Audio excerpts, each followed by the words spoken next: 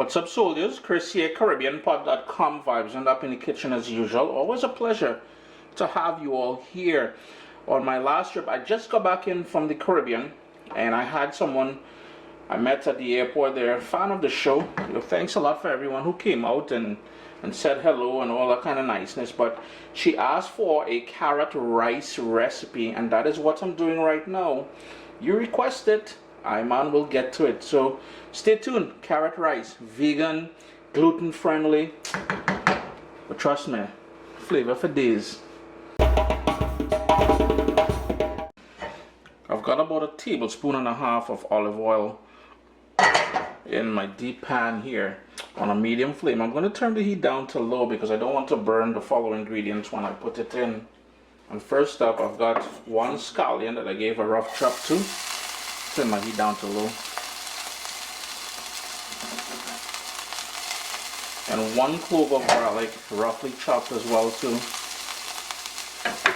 We're going to go in with some black pepper.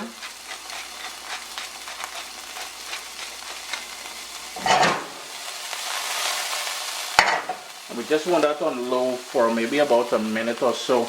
I've got some fresh thyme. If you've got dried thyme, it's cool to use that in here as well.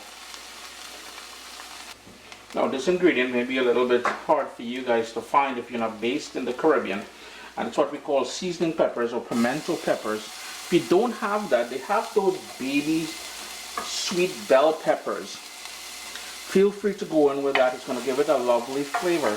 And with pimento peppers, you'll get a lovely aroma and flavor from that as well. So I highly encourage you to use it if you can find it. West Indian stores, and I notice now that the Asian supermarkets usually carry them. It's been about 30 seconds since I added the pimento pepper in there. Now pimento pepper is not to be confused with pimento berries that's widely used in Jamaica. Next up, we're going to go in with the carrot. Heat still on low, in case if you're wondering. I just want to pull all those flavors together before we add the actual rice in here. I'm just going to soften up the carrot a little bit just to get it nice and sweet. And here is where I'm going to go in with some salt. Now I'll be using stock in here, so I'm going to go light on that salt because I know that stock is going to have a ton of sodium in it as well, right? I've also got some parsley. Just trying to make it nice and healthy up in here, you know, as well as there's no substitute for flavor as well, right? After about 2 minutes with the carrots in there, grated carrot, and all the ingredients I use here today will be listed down in the description of the video.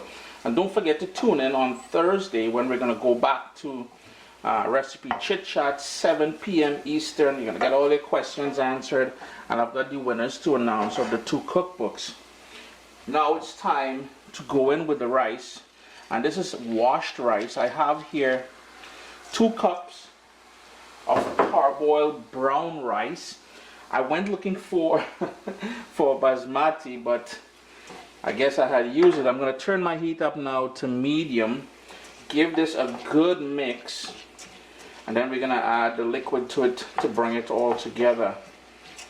The only thing you've got to remember, depending on the type of rice that you use, is the amount of liquid you need for cooking that variety of rice.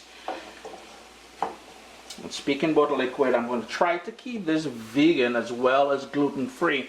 So I have some stock here that's gluten-free, vegan-friendly. I'm just going to bring this up to a boil now. I'm going to go in with a bit more stock. I know I'll need a little bit more stock. But I found some saffron in my cupboard.